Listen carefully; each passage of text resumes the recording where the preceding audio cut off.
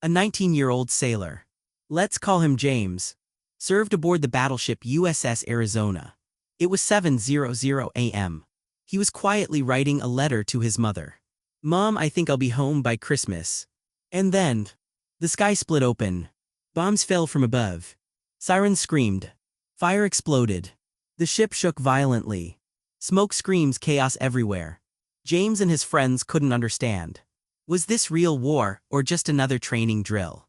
Within seconds, the ship was torn apart. 1,177 sailors were killed instantly.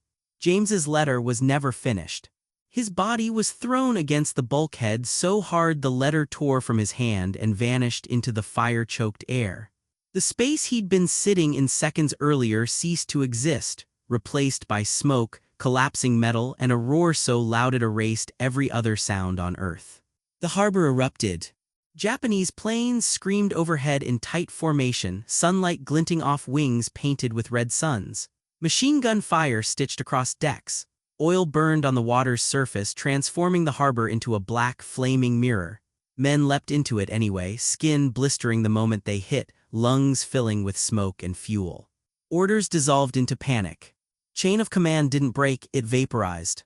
Some officers tried to form lines of defense with pistols and rifles that could barely reach the attackers. Others simply led men toward the rail and told them to jump. Wounded sailors crawled through knee-deep water mixed with blood and hydraulic fluid. The air was thick with cordite, burning paint, and screaming. James was gone before anyone knew he was in danger. Incredibly, the letter survived. It drifted through heat and smoke, through flooding compartments and violent pressure changes, pinned briefly against debris before being carried by water and gravity into the deeper guts of the wreck. It would later be found folded in on itself, edges burned, the last sentence unfinished. By nightfall, the harbor was silent again, unnaturally so. Smoke hung low over the water like a funeral shroud. The Arizona burned through the darkness, a torch marking a mass grave beneath the waves. And somewhere far from Hawaii, somewhere quiet, James's mother slept peacefully, unaware that her son no longer existed in the world she knew. Weeks later, long after the fires were extinguished, long after the dead were counted, long after the newspapers printed their headlines and the nation hardened itself for war, a small envelope began its slow journey across the Pacific and the American mainland. Inside it was a letter that had never been finished.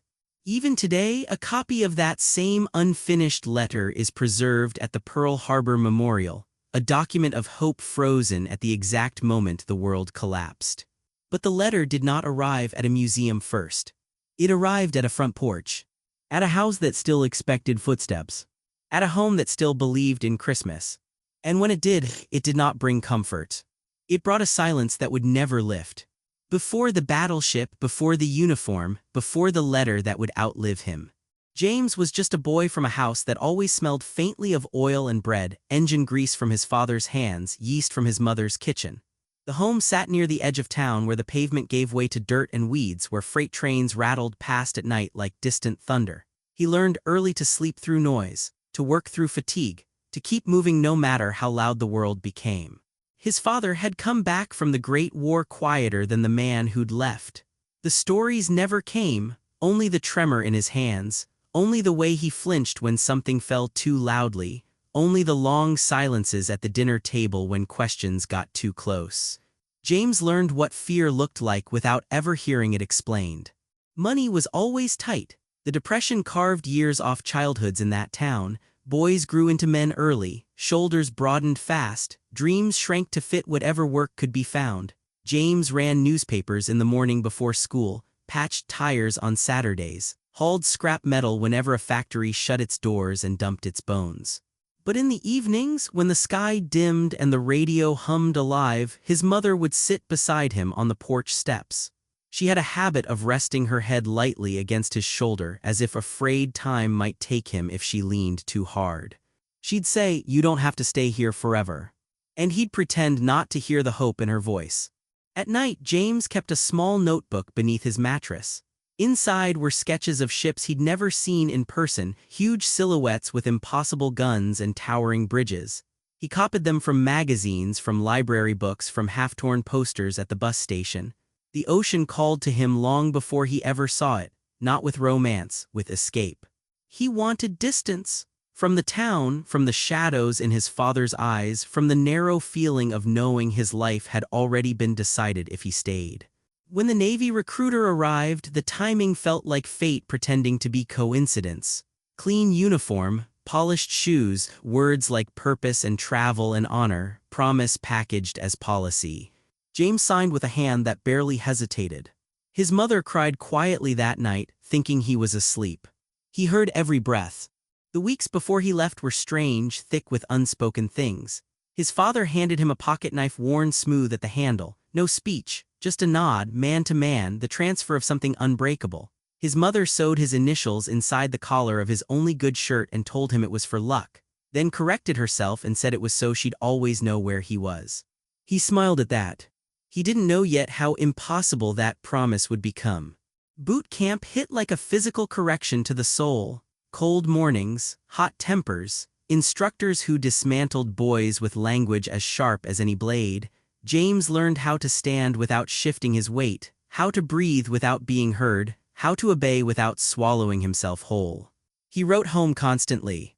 Not about the fights, not about the humiliation, not about the fear that came late at night when the barracks fell quiet and the boys stared at the ceiling, pretending not to imagine the wars they'd been told might be coming. He wrote about the sea. How it looked like metal under the right light, how the wind never stopped moving, how ships felt alive beneath his feet, trembling with power and direction. His mother wrote back carefully, her words pressed firm and tidy into the page, as if keeping her handwriting controlled might keep him safe. By autumn of 1941, the whispers of war weren't whispers anymore. News crackled through radios in every port. Europe was already bleeding. The Pacific felt distant to the men who drank on the docks and pretended the world could only end in places far away. James was assigned to the Arizona 2 months later. He stood on the deck the first morning in awe of the scale of it, the steel rising around him, the thickness of armor, the heaviness of the guns angled skyward as if daring the horizon to try something foolish. He had never felt so small or so protected. At night, he lay in his bunk and imagined his father asleep beneath their too-thin quilt, imagined his mother folding letters at the kitchen table. He told himself that distance could be bridged by words, that danger could be delayed by intention. That youth could bargain with fate. The night before December 7th, he wrote one last letter before lights out. He didn't say goodbye, he said soon. He said don't worry, he said something about Christmas. He didn't know that his life had already crossed the point of no return. He didn't know that the boy from the dirt roads and freight trains was about to become a name carved into marble. And history does not slow down for boys who still believe in promises. The transformation was not heroic, it was procedural. Day after day, James learned the small violences of discipline, the way sleep was rationed, the way mistakes were paid for in sweat, the way men were unmade and reconstructed without ceremony. The Navy did not shout about destiny, it issued commands, it replaced hesitation with muscle memory. On the Arizona, he became part of a machine too large to comprehend in a single glance. His world narrowed to compartments and ladders, to watch rotations and maintenance drills, to the taste of metal in the air and the constant vibration beneath his boots. The ship never truly rested. Even in port it breathed, steam lines hissing, generators humming, hull settling and creaking as if stretching in its sleep. James was assigned below decks. It was hot work, confined work, the kind of space where sweat pooled instantly and never fully dried, where your sense of time dissolved into cycles of lights on, lights off, rounds checked, valves turned, where the ocean was not a horizon but a pressure, thousands of tons of water waiting patiently just beyond steel no thicker than a man's arm. The first weeks broke him in small, private ways. He vomited on his first rough night at sea, ashamed of the weakness even as older sailors laughed it off and slapped his back. He miscounted inventory during his first weapons check and spent an entire evening scrubbing a ladder well while the others slept. Once, during a live drill, he froze when a pressure gauge spiked unexpectedly, just long enough for a petty officer to grab his shoulder and roar his name so close the spittle hit his cheek. But he adapted. Not with confidence, with stubbornness. He learned to read the ship's moods, the way the floor vibrated differently when certain turbines came online, the pitch of alarms when something was truly wrong versus when it was just another test. He learned which officers demanded precision and which demanded obedience above all else. He learned to listen more than he spoke. At night, exhaustion pressed down like extra gravity. Men lay in their bunks breathing in unison, the air thick with oil, sweat, and the faint sting of seawater tracked in on clothes. James would pull out his correspondence kit with fingers still trembling from fatigue and write to his mother. He never wrote about fear. He wrote about routine. Same as always, he'd say, works hard, food's decent, made a few friends. He did not tell her how alone he sometimes felt surrounded by thousands of men. How the discipline that made him stronger also sanded down the version of himself that still wanted to be a boy from a small town with no global enemies. War stayed theoretical. The men talked about Europe, about Britain holding on by its fingernails, about bombed cities and columns of refugees, but the Pacific felt distant, insulated by its size, protected by the illusion of geography. America still moved at a peacetime rhythm. There were dances on shore leave. There were postcards. There were arguments over baseball scores and who sang best on the mess deck. James let himself believe he had time. Then the drills changed. The tempo shifted first. Faster alarms, shorter reaction windows, damage control rehearsals repeated until hands blistered and eyes burned, flooding simulations, fire containment under blackout conditions. The ship practiced bleeding without actually being wounded. James noticed how the older sailors stopped joking during drills. He noticed how officers lingered longer over tactical maps pinned inside secured rooms. He noticed how radio watches stretched late into the night, operators hunched forward as if listening for something hiding inside static.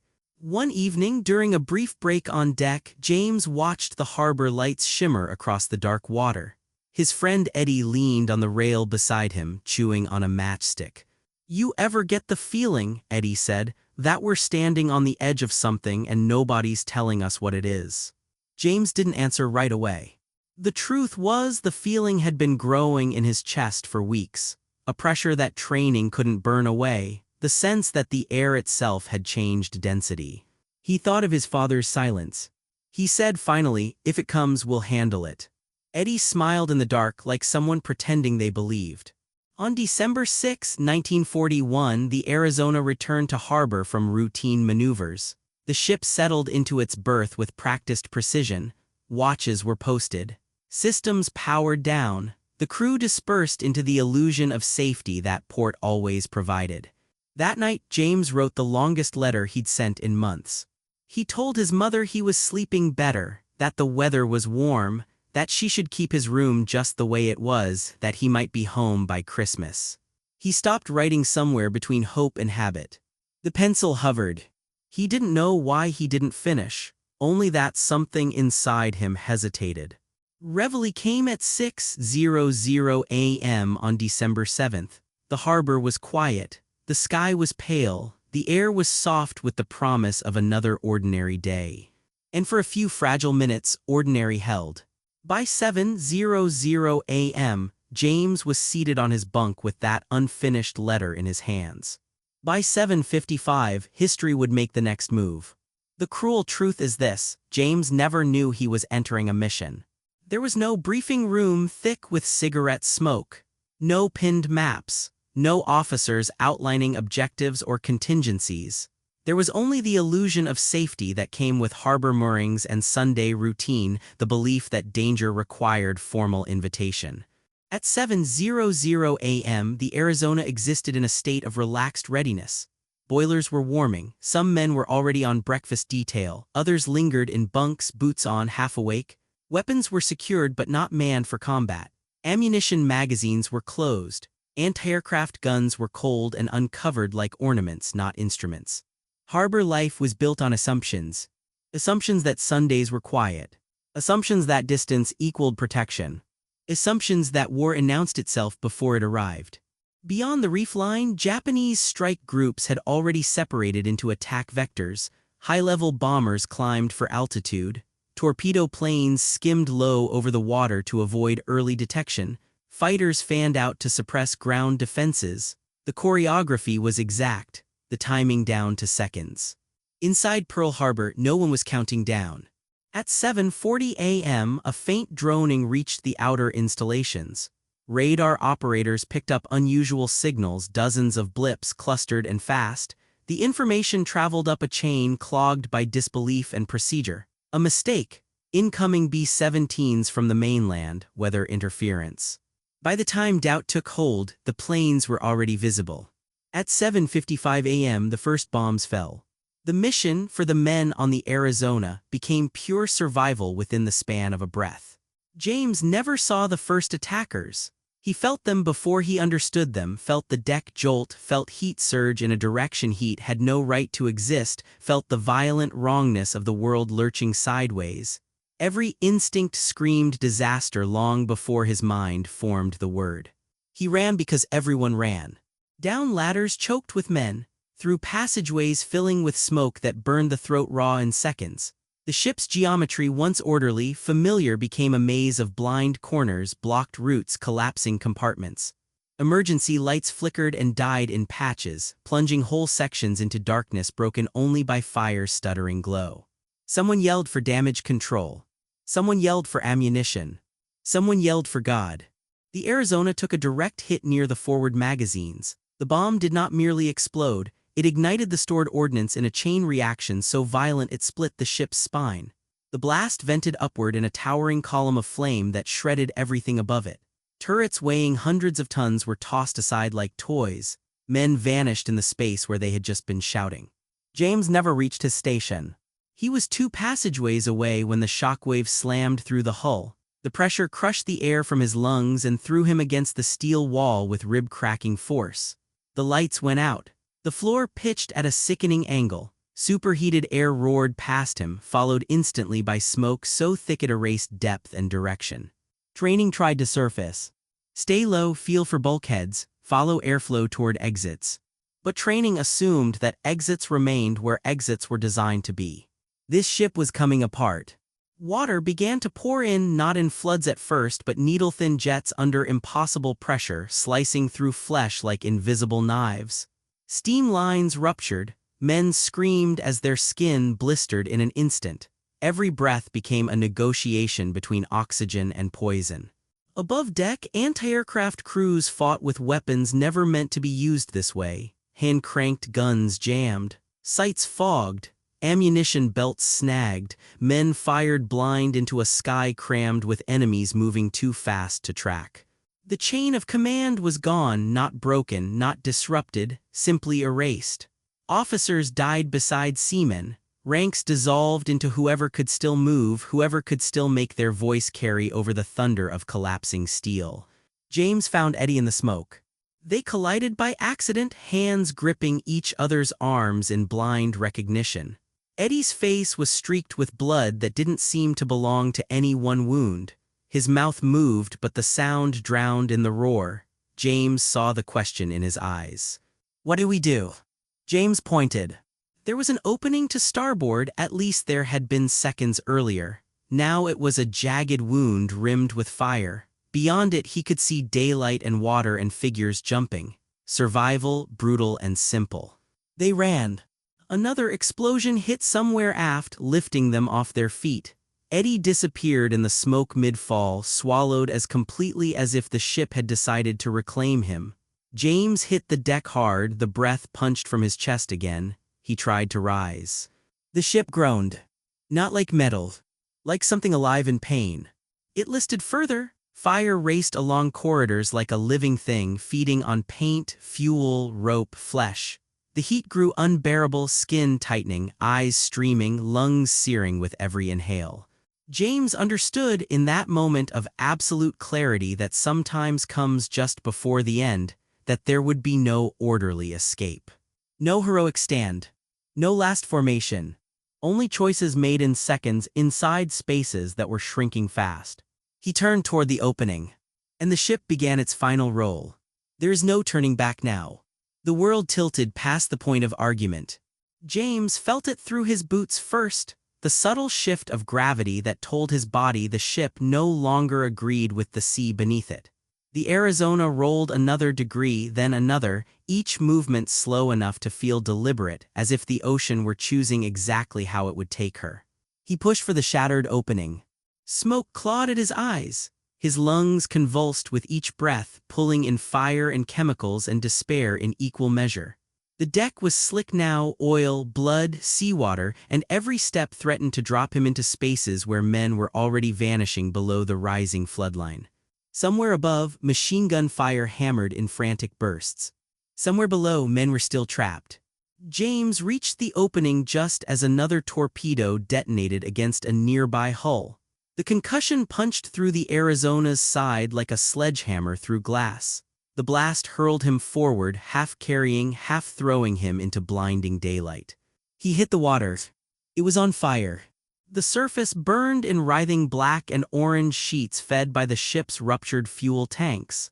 Oil coated his face, his hands, his uniform in an instant. The heat peeled the air. Men surfaced screaming only to be swallowed by flame seconds later.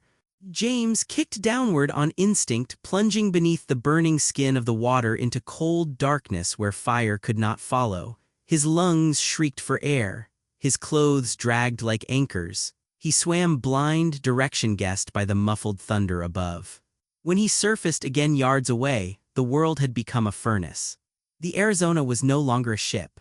She was a mountain of burning steel, her forward half annihilated, her superstructure folded inward like crushed bone.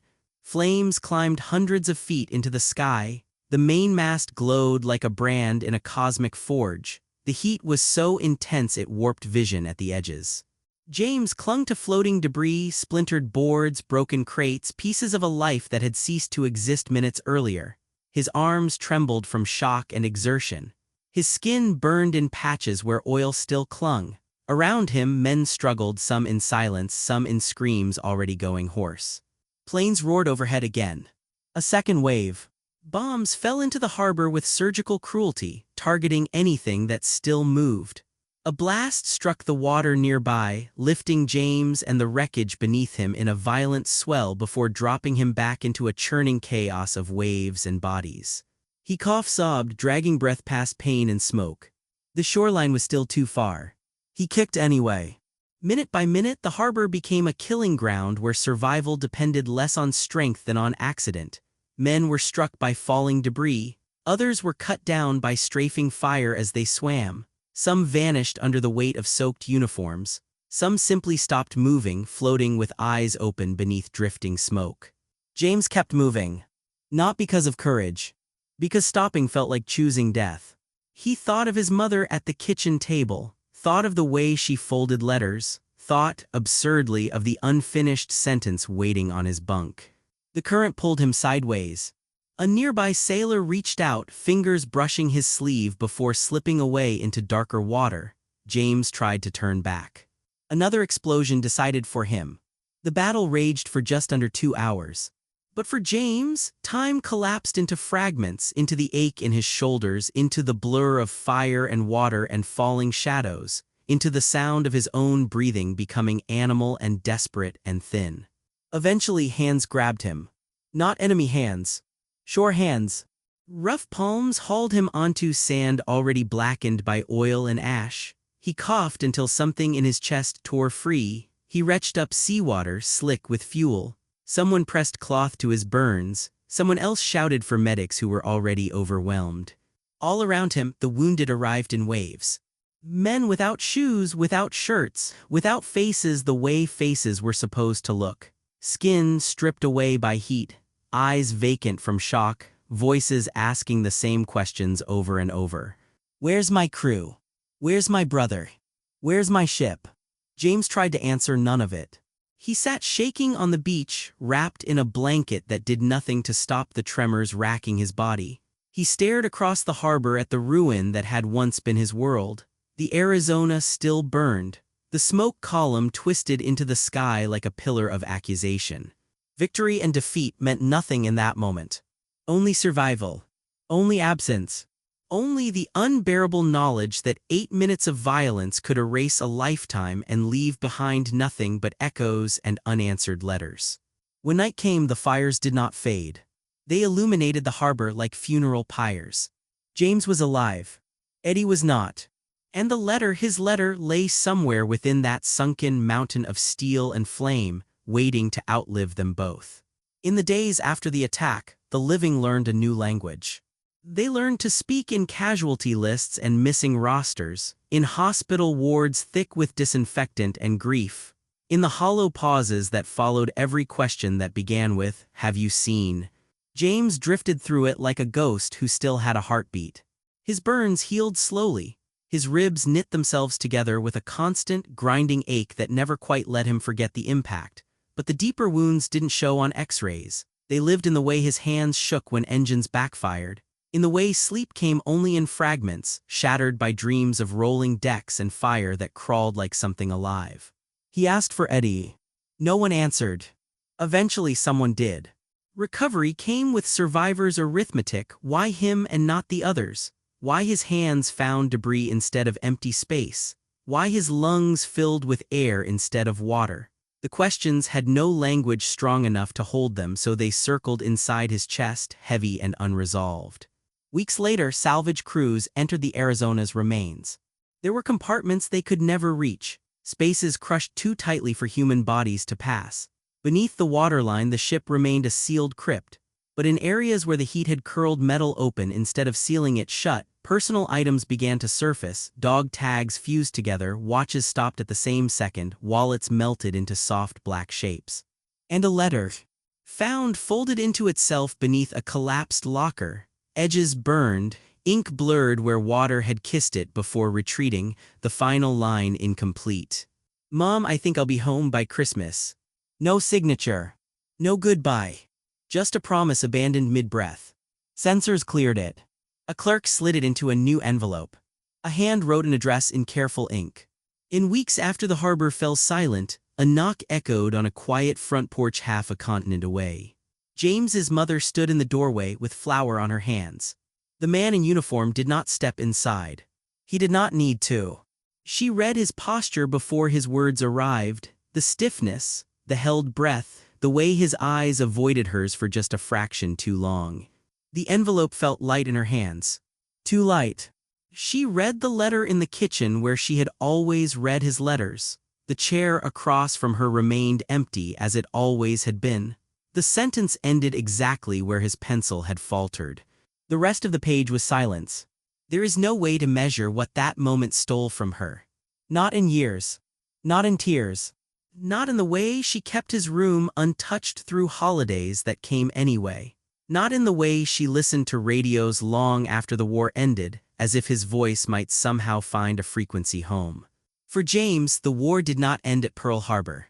He served through the long years that followed, through campaigns that rewrote coastlines, through nights when the ocean felt like a living grave beneath the hull. He carried the Arizona with him in the way many survivors carry their dead, not as memory but as weight. He never wrote his mother about the letter. He could not explain how a part of him now lived permanently inside an unfinished sentence. When the war finally burned itself out, the world celebrated in streets filled with paper and noise and relief. James stood at the edge of the crowd, civilian clothes hanging on a body that no longer felt like it belonged to any single life. He went home. His mother aged him with one look. They did not speak of December 7th for a long time. Some histories are too loud to tell. Years later, when the memorial rose over the Arizona's resting place, James returned once, stood above the water where the ship still rested, oil still seeping to the surface in slow, dark tears. He watched visitors trace names carved in white stone. He watched strangers weep for people they had never met. And he understood something at last. The letter was never only his. It belonged to every sentence cut short by that morning, every promise interrupted mid-thought, every life that vanished without warning while still believing in tomorrow. It became a symbol not of strategy or victory, but of human time. Fragile, interruptible, unfinished. Today, that letter sits preserved and protected, no longer drifting. Schoolchildren read it, tourists pause in front of it, historians speak of it as an artifact. But it was never just paper. It was a young man's breath stopped mid-exhale. And in that unfinished line, the world still hears the echo of who he was before the sky fell. If this story moved you, honor the unfinished voices of history by sharing this film, subscribing for more human-centered war stories, and leaving a comment for the lives that ended in silence, but were never truly forgotten.